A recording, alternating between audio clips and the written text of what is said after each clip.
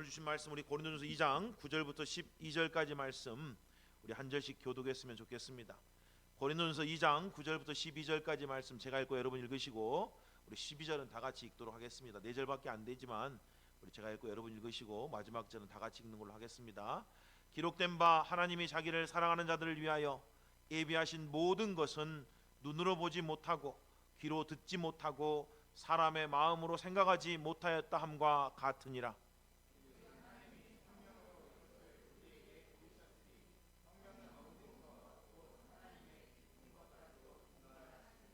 사람의 일을 사람 속에 있는 영 외에 누가 알리요?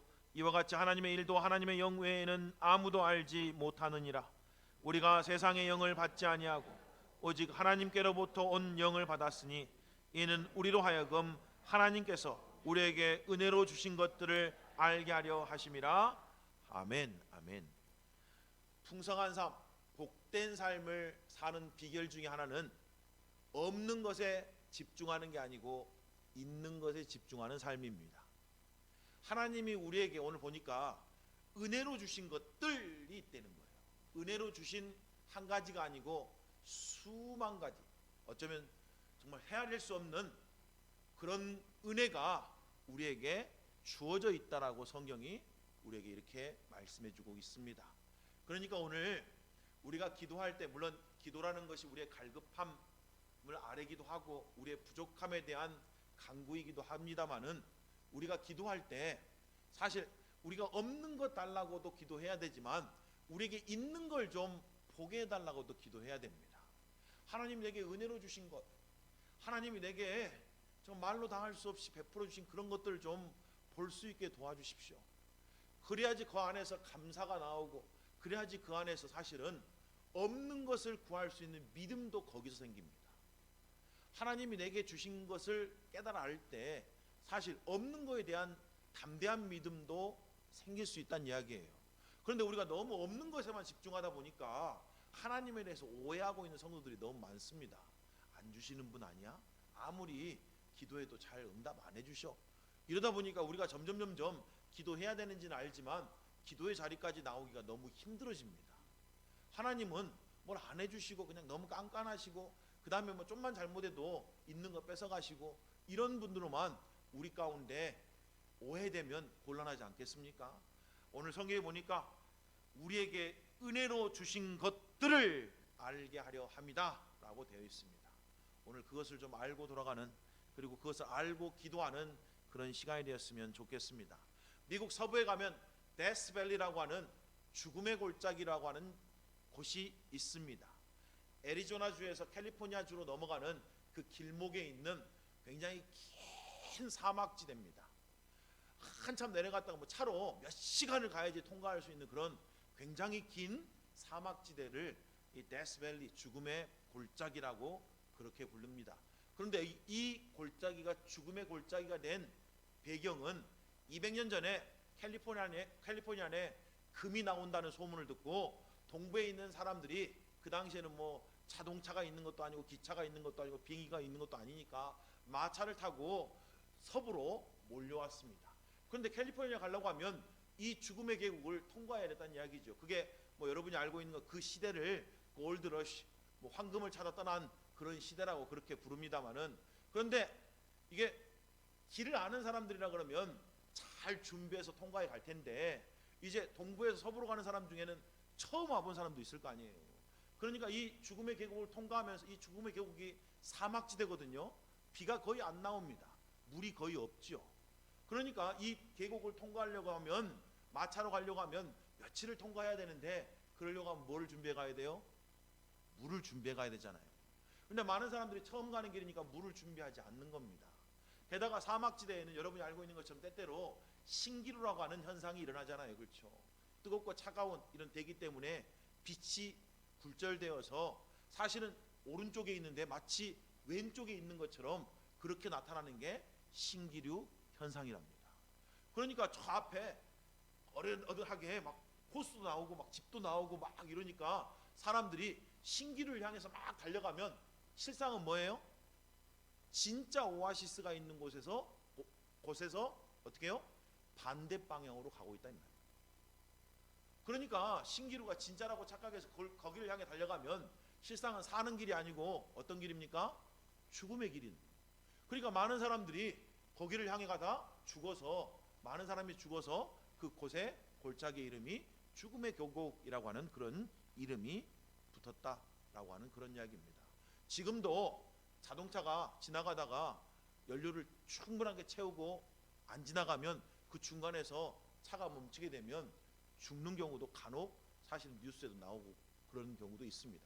지금도 그렇다는 거예요. 잘 준비하지 않고 거기를 통과하면 안 된다는 이야기인데, 제가 말씀드리고 싶은 건 뭐 죽음의 계곡에 대한 이야기를 하고 싶은 게 아니고 신기루에 대해서 여러분에게 말씀드리고 싶은 거예요.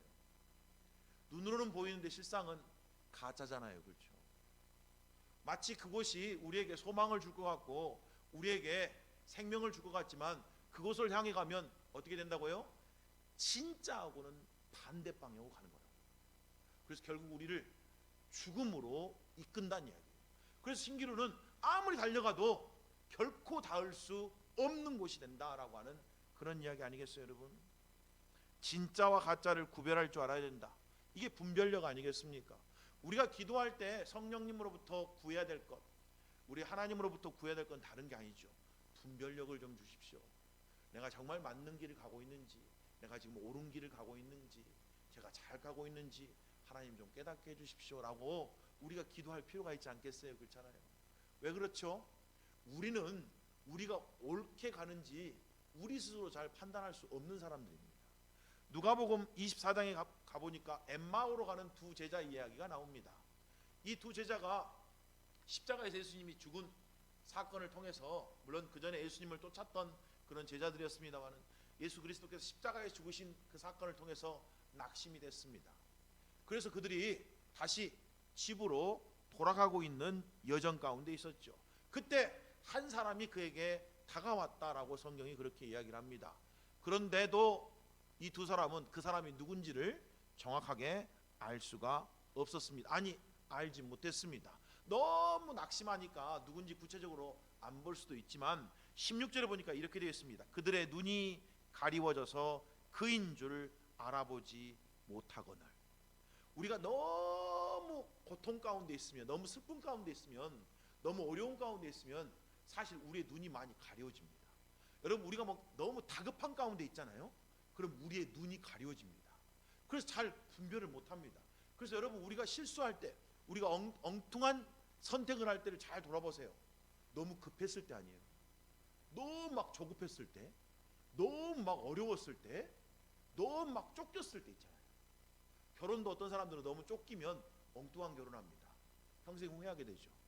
그래서 마음을 좀 차분하게 가져야 되는 거죠. 그렇죠? 집을 살 때도 너무 쫓기면 세상에 안 보고 샀다가 나중에 된통 당하는 경우도 있잖아요. 그렇죠? 너무 근데 이 두 엠마오로 가는 이 제자들도 너무 큰 슬픔 가운데, 너무 큰 낙심 가운데 있다 보니까 눈이 뭐 했다고요? 가려져서 그를 알아보지 못했다, 이렇게 말합니다. 근데 그가 물어보지요. 너희들은 왜, 무슨 일이 있어서 지금 내려가고 있냐? 예루살렘에 대체 무슨 일이 있었기에 너희들이 이렇게 낙심해서 내려가냐? 라고 물어봤더니 그 중에 한 사람인 글로바라고 하는 사람이 예수님을 향해서 이렇게 이야기를 합니다. 당신이 예루살렘에 있었으면서 지금 무슨 일이 일어난지 모릅니까? 라고 책망하는 내용이 나와요. 그러면서 예루살렘에 있었던 이야기를 도리어 그들이 예수님께 풀어 이야기해 줍니다. 예수라고 하는 선지자가 있었는데, 예수라고 하는 그리스도 메시아가 있었는데 세상에 그분이 로마와 우리 대제사장 서기관들에 의해서 십자가에 못 박혀 죽었습니다. 그런데 어떤 형제들이 부활하신 예수님을 봤다 그랬어요. 거기까지 다 이야기를 해요. 그런데도 낙심해서 돌아가고 있는 중이었죠. 그때 예수님이 그들의 눈을 밝히셔서 예수님이 그들과 이야기하고 있는 바로 그분이 예수이심을 깨닫게 알게 하신 내용이 그 본문에 나와 있다라고 하는 그런 이야기인 거죠. 오늘 본문 9절에 보니까 이런 내용이 있잖아요. 기록된 바 하나님이 자기를 사랑하는 자들을 위하여 예비하신 모든 것은, 하나님이 모든 것을 예비해 놓으셨대요. 누구에게요? 하나님을 사랑하는 사람들에게, 하나님에게 구하는 자들에게 하나님이 모든 걸 다 예비해 놓으셨대요. 그래서 하나님은 모든 것을 우리에게 주기를 원하시는 분이십니다. 구하는 자에게 주고 싶으신 거고, 그렇죠? 하나님을 사랑하는 자에게 주고 싶어 하시는 분이 우리 하늘 아버지라고 성경이 계속해서 이야기하고 있잖아요. 그런데도 그 모든 것은 뭐라고 되어 있어요? 눈으로 보지 못하고 귀로 듣지 못하고 사람의 마음으로 생각하지도 못하였다 함과 같으니라. 아니, 왜 하나님이 예비하신 걸 우리가 눈으로 또 어떻게 해요? 귀로도 마음으로도 그렇게 제대로 알아차릴 수가 없을까요? 그 이유가 뭐냐, 이런 이야기예요. 그렇잖아요? 왜 그래요? 우리 생각으로 꽉 차 있기 때문에 그렇습니다. 내 생각으로 꽉 차 있거든요. 엠마오로 가는 두 제자도 자기 생각으로 꽉 차 있었습니다. 예수님이 죽으셨잖아요. 죽으신 걸 봤잖아요. 그런데 또 그가 부활했다는 이야기를 다른 제자가 전해줬습니다마는 그 생각 속에, 자기들 생각 속에는 어떻게 죽은 자가 부활할 수 있어? 이런 생각으로 꽉 차 있었습니다. 예수님이 분명히 그 전에 본인이 죽으시고 3일 후에 부활하실 거라고 여러 번 말씀했음에도 불구하고 그 말씀을 마음에 두고 살지 않았다, 이런 이야기 아니에요, 그렇죠? 대신에 자기들 생각, 자기들 가치관, 자기들의 신념으로 꽉 차 있었다는 이야기죠. 그러니까 예수님이 눈앞에 나타나는데도 보지 못했다는 이야기 아니에요. 하나님이 우리를 위해서 많은 것들을, 모든 것들을 준비해 놓으셨답니다. 그런데 어떤 사람은 눈으로도 귀로도 마음으로도 못 본다는 거예요. 있는데도 없는 것 같이 산다는 거예요. 하나님이 우리에게 수많은 은혜를 베풀어 놓으셨는데 그 은혜를 누리지 못하는 삶을 산다, 이런 이야기 아니겠어요? 여러분, 성경에 보니까 예수님은 단순히 우리에게 구원을 주시기 위해서만 우리를 위해서 십자가에 죽으시고 부활한 게 아닙니다. 요한복음 10장 10절에 보니까 뭐라고 말씀하세요? 네, 우리에게 생명을 주시고 또 뭐예요? 풍성히 주려 하심이라고요. 여러분, 예수님은 우리에게 생명을 줄 뿐만 아니라 그 생명 안에서, 그 영생 안에서 풍성한 삶을 누리기를 원하신다. 그래서 그 풍성한 삶을 살 수 있는 모든 것을 다 은혜로 주셨다라고 성경이 그렇게 표현하잖아요. 하늘에서 온 모든 신령한 복으로 너에게 복 주셨느니라 라는 것이 에베소서 1장 3절의 말씀입니다. 이미 다 주셨다는 거예요. 문제는 뭐예요? 우리가 못 본다는 게 아니에요. 확증 편향이라는 거 여러분 많이 들어보셨죠? 확증 편향이라는 이 단어는 사전적으로는 자기의 가치관, 신념, 판단 따위와 부합하는 정보에만 주목하고 그 외의 정보는 무시하는 사고 방식이라고 적혀 있습니다. 그러니까 내가 듣고 싶은 것만 듣고 내 가치관이나 내 생각에 맞지 않는 것을 듣지 않는다는 이야기예요. 그러니까 못 본다는 이야기입니다. 여러분, 하나님의 지혜가 사람의 지혜하고 틀리잖아요. 사람들은 뭘 원합니까? 네, 예수 그리스도가 왕으로 오셔서 로마의 압제로부터 즉시 자신들을 해방시키기를 원하셨습니다. 예수 그리스도가 지금 당장 자기들에게 평안을 가져와 주시기를 원했습니다. 예수 그리스도가 지금 당장 자들의 모든 삶을 해결해 주기를 원하셨다는 이야기예요. 원했다는 이야기죠. 그런데 하나님의 지혜는 뭐였어요? 그리스도가 고난을 겪고 그리스도가 십자가에서 죽으시는 것이었습니다. 그러니까 볼 수가 없었던 거죠. 자기 생각으로 온통 가득 차 있었으니까 그리스도는 그래야 돼, 메시아는 그래야 돼, 이 생각으로 꽉 차 있었는데 하나님이 자기들의 생각과는 전혀 다르게 역사한 거예요. 그러니까 그것이 하나님의 지혜고 하나님의 능력이고 하나님의 은혜임을 보지 못했다는 이야기예요. 여러분, 많은 그리스도인들도 그런 생각으로 꽉 차 있습니다. 하나님은 이래야 돼, 하나님은 이렇게 하셔야 되는 거 아니에요? 하나님은 이렇게 주셔야 되는 거 아니에요? 하나님은 이렇게 역사해야 되는 거 아니에요? 자기 생각으로 꽉 차 있습니다. 그런데 하나님이 진짜 나타나셔서 역사하셨어요, 우리의 삶 가운데. 그런데 내 생각과 전혀 다르게 역사하십니다. 그런데 그것이 궁극적으로 선한 길이에요, 사실. 그렇잖아요? 하나님은 모든 걸 섭렵해서 뭐 하시는 분입니까? 우리를 골탕 먹이시는 분이에요? 우리의 삶을 그냥 망가뜨리는 분이에요? 아니죠. 하나님은 모든 것을 합력해서 선을 이루시는 분입니다. 근데 우리가 우리 생각에 가득 차 있으니까 그 모든 과정이 하나님이 은혜로, 지금 하나님이 선함으로 우리를 이끄신다고 안 믿는다는 이야기예요.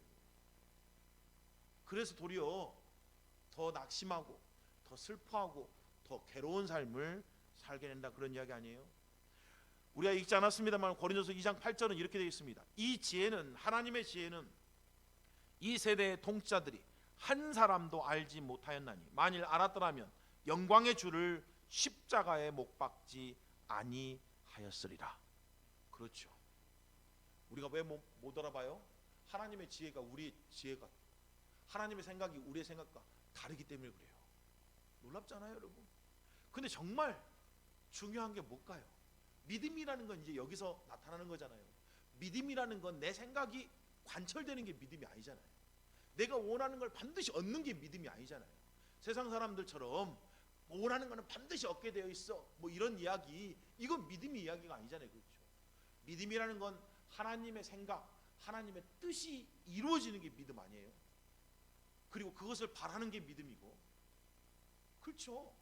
그런데 그걸 정확하게 명확하게 해놓지 않으니까 우리가 하나님을 오해하게 되고 하나님의 은혜를 깨닫지 못하게 된다, 이런 이야기 아니겠습니까? 시편 119편 18절에 보니까 시편 기자가 이렇게 기도합니다. 내 눈을 열어서 주의 율법에서 놀라운 것을 보게 하옵소서. 뭐 해달라고 기도하고 있어요? 내 눈을 열어달래요. 여기서 말하는 눈은 단순히 진짜 우리 육신의 눈이겠습니까? 아니겠죠. 에베소서 1장에 가보면 사도 바울이 에베소 교회를 위해서 기도하는 내용이 나옵니다. 그게 18절 19절인데 이렇게 되어 있습니다. 너의 마음의 눈을 밝히사. 뭘 기도하고 있어요?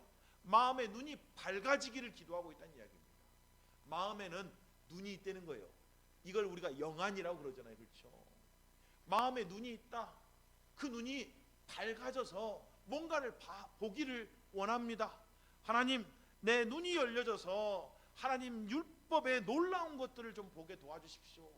하나님의 그 약속, 하나님의 그 말씀 안에 있는 진리의 그 놀라운 능력, 그 축복, 그 은혜들을 좀 보게 해주십시오. 이런 기도 아니겠어요? 그렇죠? 자, 사도 바울이 너희의 마음에 눈이 밝아져서 뭘 보기를 원했는지 세 가지가 있습니다. 그의 부르심의 소망이 무엇이며, 성도 안에서 그 기업의 영광의 풍성함이 무엇이며, 그 힘의 위력으로 역사하심을 따라 믿는 우리에게 베푸신 능력의 지극히 크심이 어떠한 것을 너희로 알게 하기를 구하노라. 뭘 구했어요? 소망.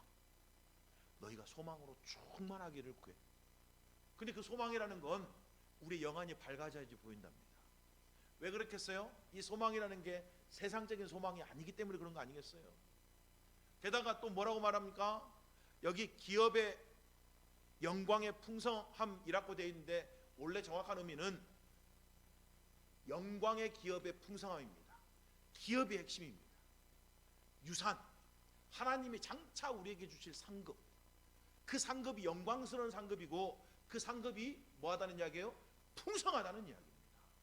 하나님이 우리에게 주실 그 영광스러운 상급, 그 영광스러운 상급의 풍성함을 너희가 알기를 원한다. 그 다음에 뭐라고 말합니까? 우리에게 베푸신 능력의 지극히 크심을 알기를 원한다. 여기 보니까 뭐라고 되어 있어요? 우리에게 주실 능력이라고 안 했잖아요. 우리에게 이미 베풀어 주신 능력이라고 말합니다. 다른 말로 말하면 이미 너희에게는 그런 능력들이 다 있어요, 그런 이야기 아니에요. 우리 안에 있는 능력이 얼마나 큰 능력인지, 아니 우리에게 이미 주신 능력이 얼마나 큰 능력인지 너희들이 알기를 원한다. 그 능력이 너희를 능히 넉넉히 이기는 삶을 살게 하실 겁니다 라고 지금 그렇게 이야기하고 있는 거잖아요. 그러니까 놀라운 건 뭐예요? 우리에게 능력이 없는 게 아니고 능력이 있다는 거예요. 근데 사람들이 능력이 있는 걸 모르니까 능력 달라고 맨 엉뚱한 기도를 하고 있는 거죠. 이미 줬는데. 그러니까 여러분, 능력 달라고 하는 기도는 헛된 기도입니다. 왜요? 하나님 뭐라고 말씀하겠어요? 그런 기도를 하면 하나님 능력 주세요, 능력 주세요, 능력 주세요. 그러면 하나님 뭐라고 그랬어요? 이미 줬는데 뭐 어떻게 또 주지? 이러고 계실 거 아니냐고요. 말이 안 돼. 이미 줬는데 또 달라 그러니까 얼마나 답답하시겠냐고요. 우리에게 필요한 모든 걸 다 이미 줬다 그러셨는데, 주셨다, 그래, 베풀어 주셨다 이렇게 말했는데 그거 달라 그러니까 하나님 얼마나 황당하시겠냐고요. 그렇죠? 이미 자기 건데. 그러니까 기도가 어떻게 바뀌어야 돼요? 달라고 기도하는 게 아니고 이미 주신 걸 좀 깨달아 알게 도와주십시오. 이미 주신 걸 깨달아 알고 그것을 제가 사용할 수 있게 좀 도와주십시오. 그걸 내가 풍성히 이용할 수 있도록 좀 도와주십시오. 내가 그 능력 안에서 내가 살 수 있도록 도와주십시오. 이렇게 기도하는 게 마땅하다 이 이야기예요. 여러분은요, 어떤 어려움 속에서도, 어떤 공고함 속에서도 넉넉히 이길 만한 능력이 이미 여러분 가운데 있습니다. 사탄에게 속으면 안 됩니다. 사탄은 끊임없이 우리가 능력이 없다고 말해요. 우리가 뭔가 부족하다고 말합니다. 그런데 성경은 우리에게는 부족함이 없고 우리에게는 이미 능력이 이미 있다라고 말합니다. 그러니 하나님 말씀 믿고 오늘 기도할 때 하나님, 우리도 마음의 문이 열려서 내게 있는 것이 무엇인지 좀 보게 도와주십시오. 그리고 그 있는 것을 붙들고 믿음으로 승리하는 삶 가운데 나갈 수 있도록 축복해 주십시오. 이렇게 기도해야 되지 않겠습니까, 여러분? 고린도후서 4장 4절에 가보면 세상의 신이 우리 마음을 어둡게 한답니다. 그거를 마음을 혼동케 한다라고 그렇게 생각합니다. 미혹해서 어둡게 한다는 거예요. 그러니까 마귀가 하는 일이 뭐겠어요? 마음을 빛 가운데 나가게 하는 게 아니고 마음을 끊임없이 어둡게 만들어요. 그래서 우리 안에서 뭘요? 하나님이 베풀어 주신 그 은혜들, 하나님이 베풀어 주신 그 능력들, 하나님이 베풀어 주신 그 축복들을 보지 못하게 만드는 게 누가 하는 역할이라고요? 마귀가 하는 역할이라고요. 그리고 마귀는 끊임없이 우리 가운데서 그 일을 하고 있는 존재입니다. 여러분 가운데 끊임없이 여러분 이래서 못하고 저래서 못하고 이래서 안 되고 저래서 안 되고 너한테는 이것도 없고 저것도 없고 끊임없이 없는 것에만 집중하게 만드는 삶, 끊임없이 안 되는 것에만 집중하게 만드는 그런 삶, 누가 주는 거라고요? 마귀가 주는 거라고요. 근데 하나님은 뭐라고 말해요? 사도 바울은 뭐라고 말했습니까? 내게 능력 주시는 자 안에서 내가 모든 것을 할 수 있느니라 라고 되어 있잖아요. 믿으시죠? 그게 하나님이 우리에게 주고 싶으신 메시지예요. 근데 마귀는 거꾸로 말합니다. 네가 구원받았지만 너는 이것도 못해, 넌 저것도 못해. 너는 구원받았지만 너는 그것도 안 되고 저것도 안 되는 인간이야. 이러면서 끊임없이 우리에게 뭐라고 해요? 낙심하고 좌절하게 만드는 이야기예요. 특별히 우리가 처한 그 환경, 우리가 처한 그 어려움, 우리가 처한 그 도전, 우리가 처한 그 역경을 통해서 그런 메시지를, 거짓 메시지를 우리에게 주고 싶은 거예요. 봐봐라야, 이 어려움 가운데 네가 통과할 수 있어? 이 힘든 가운데 네가 어떻게 능히 이길 수가 있어? 안 되겠지, 못하겠지, 이렇게 이야기를 하고 있다는 이야기예요. 근데 성경은 뭐라고 말해요? 우리가 감당할 시험 밖에는 하나님이 주시는 것이 없대요. 감당치 못한 시험을 당하면 어떻게 해요? 피할 길을 주신다, 이렇게 되어 있잖아요. 하나님이 우리를 도우시는 분이십니다. 하나님이 우리에게 모든 것을 이미 다 허락하신 분이라고 성경이 그렇게 이야기를 하고 있다는 이야기 아니겠어요, 여러분? 우리가 예수 그리스도를 믿으면 성령이 우리 가운데 들어와 계십니다. 근데 성령이 여러분이 알고 있는 것처럼 때때로는 불이라고 하는 그런 표현으로 쓰이시잖아요. 성령이 우리 안에 들어오셔서 우리를 우리의 마음을 밝히시는 불이다 이 말이에요. 그런데 우리가 성령의 말씀을 꺼리끼거나 성령의 말씀을 무시하거나 성령의 말씀을 거부하면 우리가 빛으로부터 스스로 멀어지는 겁니다. 우리가 성령께 더 가까이 가면 가까이 갈수록 성령의 빛을 쪼임으로 말미암아 우리가 영안이 밝아져서 하나님이 내게 주신 은혜들을 더욱 알 수가 있는 거죠. 왜요? 10절도 이렇게 됐잖아요. 오직 하나님이 성령으로 이것을 우리에게 보이셨으니. 뭘로 보이셨어요? 성령으로 보였다고요. 절대 우리 육안으로는 못 본다는 얘기예요. 우리의 의지로는 못 본다는 거예요. 우리의 힘으로는, 우리의 노력으로는 못 본다는 말입니다. 오직 성령으로만 보인다, 이렇게 되어 있잖아요. 그렇잖아요? 성령은 모든 것, 곧 하나님의 깊은 것까지 통달하시느니라. 통달하다는 말은 막힘없이 환하게 살피고 알게 하신다, 이 말 아니에요? 12절에 가보니까 이렇게 됐습니다. 우리가 세상의 영을 받지 아니하고 오직 하나님께로부터 온 영을 받았으니 이는 우리로 하여금 하나님께서 우리에게 은혜로 주신 것들을 알게 하려 하심이라. 여러분, 성령을 우리에게 주신 가장 중요한 목적 중에 하나가 뭐라고 오늘 본문은 설명하고 있습니까? 하나님이 우리에게 주신 은혜들을 알게 하려는 것입니다. 성령이 우리 가운데서 뭘 알려주신다는 거예요? 하나님이 이미 너에게 주셨어. 너에게 이미 베풀어 주셨어. 하나님이 이미 너에게 은혜 베풀어 주셨다 라는 걸 알도록 도와주신다는 거예요. 성령께 가까이 가면 가까이 갈수록 우리가 그것을 더욱더욱 알고 감사하고 또 그 능력과 은혜 안에서 하나님께 영광 올려드리는 삶을 살 수가 있다라고 성경이 그렇게 이야기하는 거죠. 근데 우리가 성령을 의지하지 않고 성령의 도우심을 간구하지 않으면, 그리고 우리가 우리의 힘과 우리의 노력으로 살려고 하면 세상의 신이, 거짓 신이 우리 가운데 역사해서 우리의 마음을 어떻게 한다고요? 어둡게 만들어서 우리에게 있는 것을 보지 못하게 만든다는 거예요. 그래서 이것도 없고 저것도 없으니까 우리 마음에 뭐만 남아요? 원망과 불평만 남는 거 아니에요? 그렇잖아요. 여러분, 이스라엘 백성들은 광야 40년 동안 그들은 눈으로 불기둥과 구름기둥 가운데 임재하신 하나님을 보고 살았습니다. 그들은 아침마다 만나를 먹고 산 민족이었어요. 놀라운 민족 아니에요? 그렇죠? 물이 없으면 반석에서 물이 쏟아져 나왔습니다. 옷과 신발이 헤어지지 않았답니다. 하나님이 지키시고 보호하셨어요. 그런데도 뭐라고 말해요? 늘 원망과 불평 가운데 하나님을 시험했다고 말합니다. 놀랍잖아요? 왜 그래요? 그들은 온통 관심이 뭐였습니까?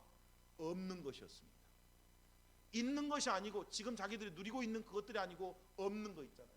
우리가 애굽에 있었으면 고기도 먹고 부추도 먹고 몸에 좋고 막 정력에 좋은 것들 먹었을 텐데 우리가 광야에서 그런 거 못 먹는다 이거예요. 사실 애굽에서는 그들이 노예 생활하고 있었잖아요. 자유가 없는 삶이었습니다. 그런데도 불구하고 지금 자유로운 삶을 살고 있음에도 불구하고, 지금 하나님의 은혜 안에, 하나님의 도우심 가운데, 하나님의 인도하심 가운데 살고 있음에도 불구하고 없는 것만 관심이 있었다는 거예요. 그러니 온통 원망과 불평뿐이었습니다. 여러분, 부부관계도 마찬가지잖아요. 부부관계 속에서도 남편에게 없는 것만 찾으면 이게 불평스럽지 않겠어요? 여러분, 아내에게 없는 것만 찾으면 이게 얼마나 원망스럽겠냐고. 그렇잖아요. 있는 걸 감사해야 되는 거 아니에요? 남편에게 있는 것, 아내에게 있는 것, 그걸 감사할 때 더 건강한 부부관계가 되지 않겠습니까? 자식도 마찬가지잖아요. 자식에게 없는 것만에만 관심을 가지면 그 얼마나 한탄스럽겠냐고. 그렇잖아요. 다 불만 아니에요? 자식한테 없는 것만 관심 갖고 없는 것만 생각하면 마음에 드는 자식이 어디 있어요? 세상 천지에. 그렇잖아요. 아마 100자식 있으면 100자식 다 마음에 안 들 겁니다. 없는 거에만 초점을 맞추면 아무것도 만족 못합니다. 그렇잖아요. 근데 여러분, 있는 거에 관심을 가지면 100자식이 다 만족스러워요. 애는 이래서 좋고, 쟤는 저래서 좋고, 애는 요렇게 좋고, 그럼 다 만족스러울 거 아니냐고. 그렇잖아요. 시어머니가 며느리에 대해서도 마찬가지 아니겠냐고요. 여러분, 며느리가 무슨 100% 다 뭐 갖고 있겠어요? 그렇잖아요. 근데 없는 거에 관심을 가지면, 아, 우리 며느리는 저것도 없고 이것도 없고 이러면 무슨 만족감이 있겠냐고요. 근데 있는 거에 관심을 가지면 우리 며느리가 최고의 며느리 되는 거예요, 사실은요. 그러니 사실은 좋은 관계란 건 뭐예요? 한순간에 이루어질 수 있는 거예요. 게다가 그건 다 어디서 와요? 생각의 차이에서 오는 거잖아요. 놀랍잖아요. 그런데 성령은 우리의 생각을 바꿔주신답니다. 그래서 성령으로 충만하다는 것은 다른 게 아니에요. 여러분, 우리가 빌립보 4장에 나와 있는 기도에 대한 구절 여러분 다 아시죠? 아무것도 염려하지 말고 오직 모든 일에 기도와 간구로 너희 구할 것을 감사함으로 하나님께 아뢰라. 그럼 하나님이 어떻게 응답하신대요? 뭐 환경을 갑자기 바꿔주신대요? 여러분이 기도하는 막 사람을 갑자기 바꿔주신대요? 아니요. 여러분의 마음과 생각을 지키신다. 뭘 바꿔요? 내 마음과 생각을 바꾸신다고요. 그래서 변화가 되는 거예요. 그래서 환경도 바뀌는 거라고요. 아니, 어쩌면 환경은 똑같은데 내 마음이 바뀌니까 지옥이 천국으로 변하는 거라고요.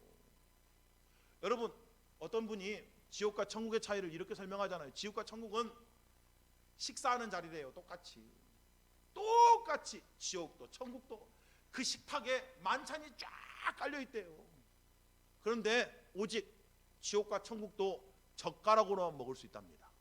젓가락으로만 음식을 먹을 수 있대요. 그런데 그 젓가락이 요만한 젓가락이 우리 손에 잡는 젓가락이 아니고 이따만하게 긴 젓가락이래요. 근데 지옥은 어떤 사람들이 가요? 욕심으로 가득한 사람, 이기주의적인 사람들. 그러니까 지옥은 그 젓가락을 가지고 자기가 먹으려고 막 이러니까 젓가락이 닿질 않잖아요. 이렇게 크니까 먹을 수가 없는 거예요. 그래서 지옥이래요. 근데 천국은 어떤 것입니까? 서로 먹여준대요. 그러니까 배불리 먹고 행복한 거예요. 똑같은 환경인데 내가 어떻게 그 환경에 반응하냐에 따라 달라진다는 이야기 아닙니까? 하나님이 우리에게 놀라운 것들을 주셨는데 내 생각이 어두워져서 그걸 제대로 해석을 못해. 이걸 분별력이라 그럽니다. 해석을 잘해야지 좋은 삶을 사는 거고, 해석을 잘해야지 복된 삶을 사는 건데 해석을 못하는 거예요, 우리가요.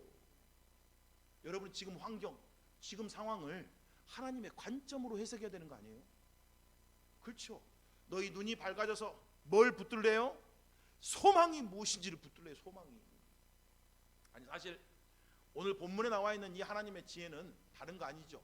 고린도서 2장 2절에 가보면 그리스도와 그의 십자가 외에는 내가 전하지 않겠다라는 말이 나옵니다. 그거 외에는 내가 아무 말도 하지 않겠다, 이런 말이 나오는 거 보니까 사실 고린도전서 2장의 전체 핵심은 예수 그리스도와 그의 십자가입니다.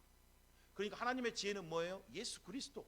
그래서 고린도전서 1장도 예수 그리스도야말로 하나님의 지혜요 하나님의 능력이다라고 그렇게 말합니다.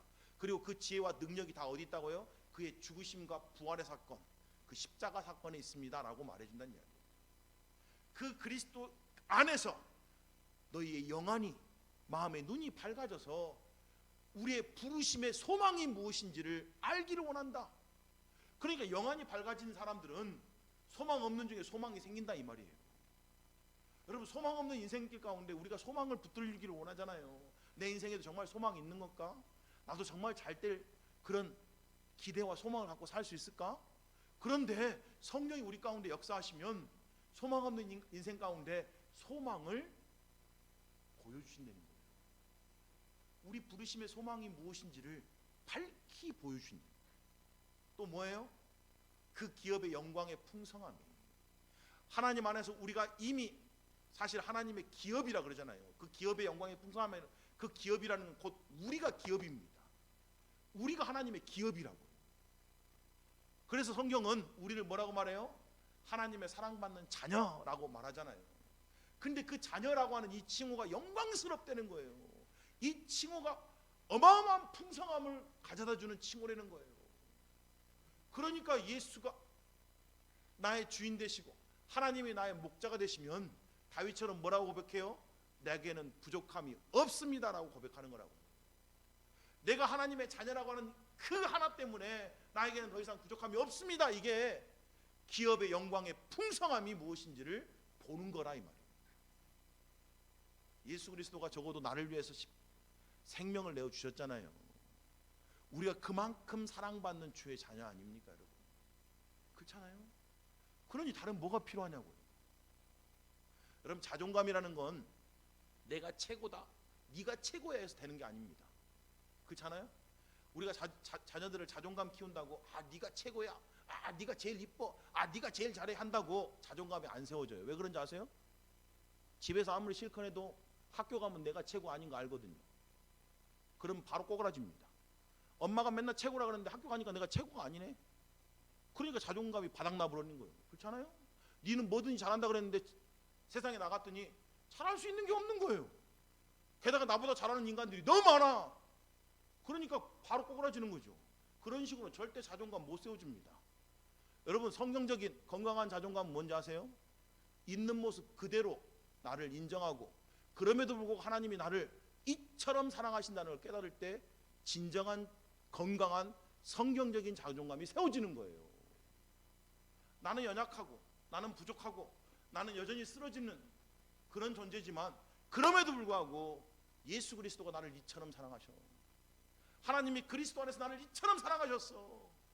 나를 사랑하신, 내가 죄인 되었을 때, 내가 하나님의 원수 되었을 때조차 하나님이 나를 사랑하셨어. 내 있는 모습 그대로를 주님이 받으셨어. 그러니까 더 이상 부끄럽지도 않고, 그러니까 더 이상 자존감이 낮아질 필요도 없다, 이 말이에요. 그게 성경이 말씀하신 복음이잖아요. 그래서 복음, 진리가 너희를 뭐 한다고요? 자유케 한다고요. 세상 사람과 이제 더 이상 비교할 필요도 없고, 내가 잘났니 네가 잘났니 그런 거 따질 필요도 없고, 나는 하나님 안에서 온전히 잘난 인간이에요. 나는 하나님 안에서 온전히 사랑받는 존재라고요. 그게 뭐예요? 기업의 영광의 풍성함이란 이야기예요. 그걸 볼 줄 알아야지 당당하게 사는 거 아니에요. 기죽지 말고 세상에. 그렇잖아요. 또 한 가지는 뭡니까? 우리 안에 있는 능력. 근데 그 뒤에 19절 다음에 뭐라고 되어 있냐면 이 능력이 예수 그리스도를 죽은 자 가운데서 살리신 능력이래요. 다른 말로 말하면 부활의 능력이라는 거예요. 그 능력이 이미 우리 안에 있습니다. 여러분, 부활의 능력이 있다는 말은 못할 게 없다는 거 아니에요? 그렇죠? 아니, 죽음도 이기는 능력이 우리 가운데 있으면 다른 게 뭘 우리가 감당하지 못할 게 뭐가 있겠냐고. 그렇잖아요. 그러니까 나중에 사도 바울이 고린도후서 6장 9절 10절에서 이렇게 고백합니다. 우리는 무명한 자 같으나 유명한 자요, 죽은 자 같으나 보라 우리가 살아있고, 징계를 받은 자 같으나 죽임을 당하지 아니하고, 근심하는 자 같으나 항상 기뻐하고, 가난한 자 같으나 많은 사람을 부요하게 하고, 아무것도 없는 자 같으나 모든 것을 가진 자로다. 아멘. 그럼요. 여러분, 부활의 능력이 우리 가운데 있대요. 그러니까 감당하지 못할 어떤 시험도 없다 이런 이야기예요. 우리가 통과 못할 어떤 어려움도 없다 이런 이야기 아니에요. 그렇죠? 우리는 어떤 상황 속에서도, 어떤 환경 속에서도, 어떤 어려움 속에서도 넉넉히 이길 수 있습니다 라는 그런 고백이, 우리가 이것을 알면 자연스럽게 우리의 고백이 될 수 있다 이런 이야기입니다. 사랑하는 성도 여러분, 오늘 우리의 마음의 눈이 열리기를 주님의 이름으로 축복합니다. 없는 것 찾지 마시고 이미 있는 것 있잖아요. 이미 그리스도 안에서 여러분에게 넘치게 베풀어 주신 것들, 아니 이미 누리고 살고 있는 것들, 누가 찬송을 했듯이 내게 있는 것 당연한 것 아니고, 그렇죠? 모든 것이 하나님의 은혜라고 노래하고 있잖아요. 그렇잖아요. 여러분에게 있는 것들 당연한 거 아니고 하나님이 은혜로 베풀어 주신 거라고요. 그렇잖아요. 우리가 내가 처해 있는 이 환경, 내가 처해 있는 이 상황을 우리가 좀 다른 눈으로 볼 수 있었으면 좋겠습니다. 인간적인 눈으로 보는 게 아니고, 세상적 가치관이나 세상적인 그런 철학으로 보는 게 아니고, 성령이 주시는 눈으로, 성령이 우리 가운데 역사하셔서 하나님의 눈으로 좀 우리가 지금 있는 이곳에서 뭘 누리고 있는지, 어떤 은혜들, 어떤 축복들을 이미 우리에게 베풀어 주셨는지, 우리 안에 있는 그 부활의 능력이 어떤 능력인지 우리가 오늘 깨닫고 모든 상황 속에서 넉넉히 이기시는 여러분 되시기를 주님의 이름으로 축복합니다. 우리 함께 찬송하겠습니다.